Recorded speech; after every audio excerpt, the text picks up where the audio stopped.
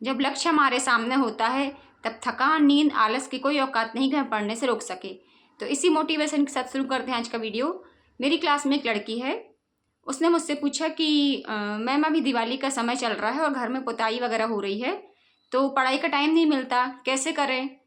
तो मैंने उससे कहा कि बेटा मैं आपको एक एग्जाम्पल देती हूँ। मेरी क्लास में ही 4 साल पहले एक लड़का पढ़ता था। तो वो लड़का एक्चुअली मेरी क्लास का नहीं था, वो लड़का मेरे घर में काम कर रहा था। मेरे भी घर में उस शायद दीपावली का ही काम चल रहा था या कुछ और, तो वो काम करता था। लड़का एक मजदूर था। तो वो दिन भर कान में ईयरफोन लगा के कुछ कुछ सुनता रहता था मोबाइल में। मुझे लगा गाने सुनता रहता होगा। मैं एक दिन ऐसे ही पूछ बैठी कि बेटा आप दिन भर मोबाइल में क्या सुनते रहते हो। तो उसने जो आंसर दिया मैं उसको सुन के एकदम चौंक गई। उसने बोला मैम मैं कक्षा 10 में पढ़ता हूँ और मैं दिन भर सामाजिक विज्ञान, भूगोल और हिंदी इन सब के मैं प्रश्नोत्तर सुनता रहता हूँ मोबाइल में।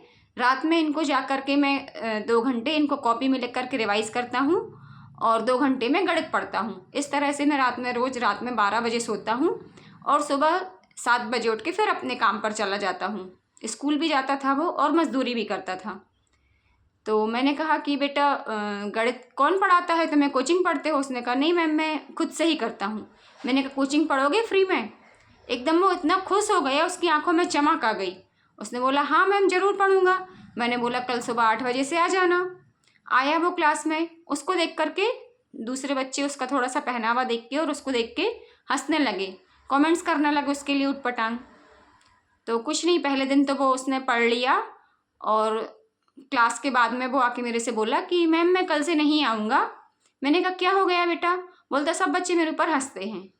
तो मैंने कहा बेटा इन बच्चों पर ध्यान नहीं दो, इनको जवाब तुम्हें नहीं देना है, इनको जवाब तुम्हारी सफलता देगी। आप 3 महीने यहाँ अच्छे से बैठकर पढ़ाई करो, खूब मन लगा कर पढ़ो, खूब मेहनत करो और बिल्कुल इतना अच्छा रिजल्ट लेके आओ कि इन सबका मुंह बंद हो जाए। तो मेरी क्लास के बच्चे मेरे सामने तो उससे कुछ नहीं कहते थे, पर जैसे ही क्लास ख़त्म होती थी आगे पीछे उसको कुछ कुछ कहते रहते थे।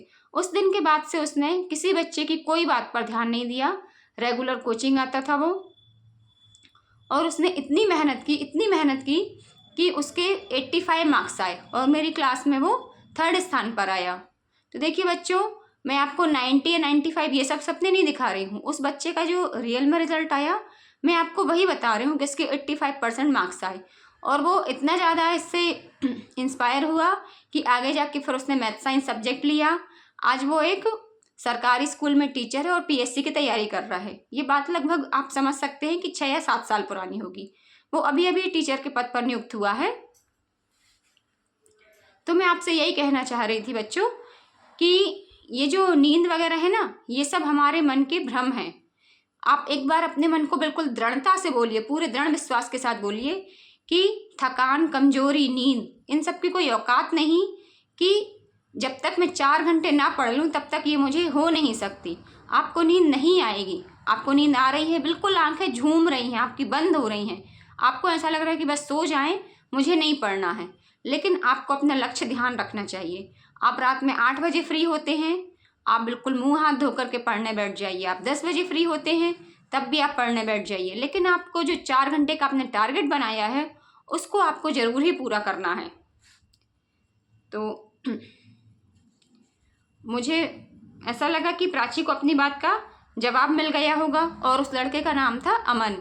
तो अमन आज भी मेरे पास आता है और बताता है कि मैम मैं पीएससी की भी तैयारी कर रहा हूँ और मुझे भी उसको देख के लग रहा है, उसकी लगन को देख के, कि उसका शायद सिलेक्शन हो जाएगा।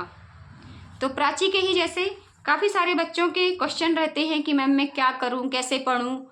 तो बच्चों ये जो संडे स्पेशल वीडियो है ये खास आपके लिए ही बनाया गया है। तो आप लोग इस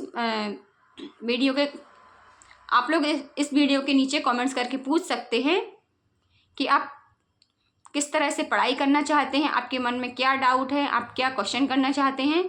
तो आप लोग मेरे से पूछ सकते हैं।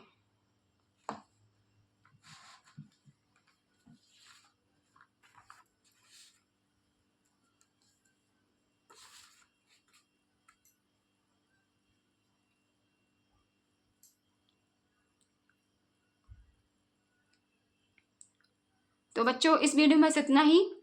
फिर मिलते हैं नेक्स्ट वीडियो में किसी नए मोटिवेशन के साथ। तब तक के लिए जय हिंद, वंदे मातरम।